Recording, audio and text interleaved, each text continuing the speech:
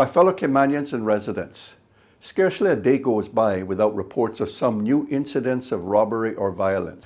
That is why I want to talk to you about the threat that crime poses to our community and to provide ideas the progressives have to help control crime. First, let me provide a level of reassurance. I understand and share many of our community's concerns regarding crime, which is why I'm addressing the problem with you today. However, I will not play upon people's fears by exaggerating the problem we face. The reality is that compared to many other countries, the level of crime here is still relatively low. The problem, though, is not that the crime rates in Cayman are generally high. The problem is that serious crime is on the rise.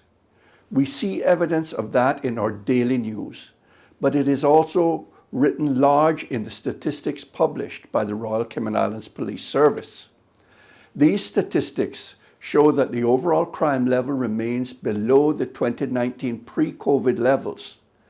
As I've said, we still enjoy relatively low crime rates in the Cayman Islands, but that is not the full story.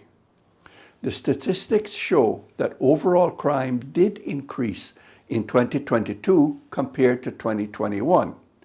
And sadly, the numbers also show that serious violent crimes, including crimes involving the use of a firearm or knife, have increased significantly since 2021, while robberies have also spiked.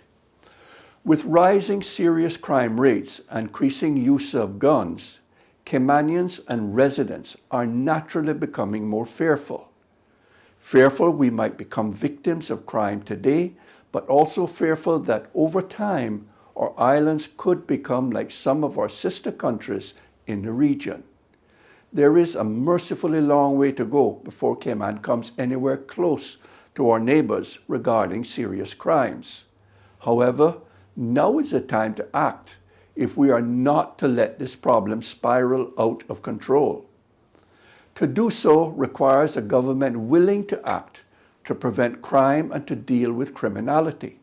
No excuse about the governor being responsible for national security removes the government from also bearing some responsibility for the security of our constituents and residents. The government and the opposition must use whatever means of persuasion available to influence positive results regarding security for all who live on our islands, including increasing resources to law enforcement if it's needed.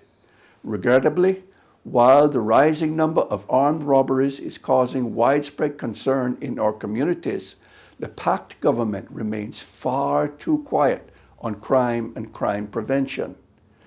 Tackling crime and keeping people safe should not be politically contentious. For that reason, the Progressives supported the actions that the PACT government indicated it would take in its early days. The government's 2021 strategic policy statement contained a commitment and actions to create safer communities. Those promised actions were based mainly on initiatives the previous Progressives governments took, including more funding to support RCIPS enforcement, youth diversion work to prevent young people from turning to crime and gangs, and action to reduce reoffending levels. Fast forward to the strategic policy statement launched by the Premier in Parliament this April, and most of the promised actions have been dropped or watered down. PACT's recipe now seems to be more data collection and some social media posts as a substitute for real action to stem the rising tide of violence. This is not good enough. Controlling crime cannot just be left for the next 2 years while the Premier hopes for better and the PACT ministers continue to argue amongst themselves. Therefore, today I want to put forward the Progressives' agenda for action on crime. First, we need to see more direct action by the police to disrupt criminal gangs, target prolific and persistent offenders, and achieve more arrests and convictions. The RCIPS demonstrated in December 2022 that they could succeed with this approach, but they must be more persistent and consistent. We need to support the police commissioner to implement measures such as hotspot policing, which focuses resources on specific trouble areas. And we need to hold him accountable to ensure that we see results quickly. The RCIPS must ensure that the community policing program performs as intended and produces the expected results. If more resources for equipment to support law enforcement are required, such as new generation closed-circuit TV systems, we must find the necessary funding to purchase those resources. And the RCIPS, the Coast Guard, and Customs and Border Control should work jointly to improve our capacity to detect illegal boats bringing drugs and guns and criminal elements to our islands. We need to support those leaving prison to help prevent a return to criminality. That means enhancing training and other opportunities available to offenders while in prison and assisting them to access employment and necessary additional support on their release, including access to proper housing and mental health and addiction services. But it also means counseling support and cognitive behavioral programs to help tackle criminal attitudes and beliefs. We need to work with our young people to prevent them from getting involved with gangs and divert them from criminality.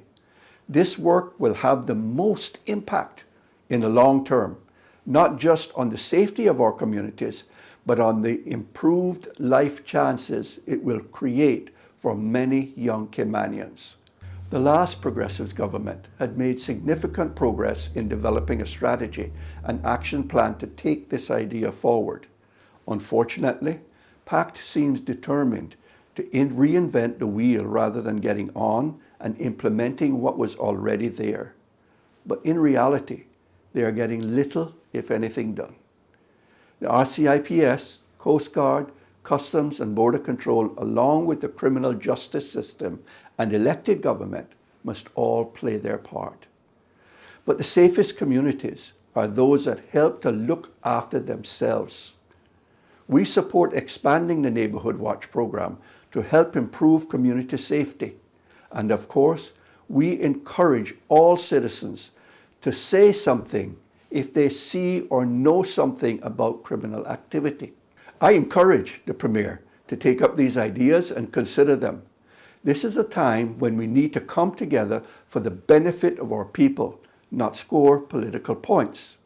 But one way or another, action must be taken now to reduce serious crime, enhance the safety of our communities, and maintain Cayman's reputation as a safe place to live, work, visit, and do business. Thank you for listening, and may God continue to bless these beautiful Cayman Islands.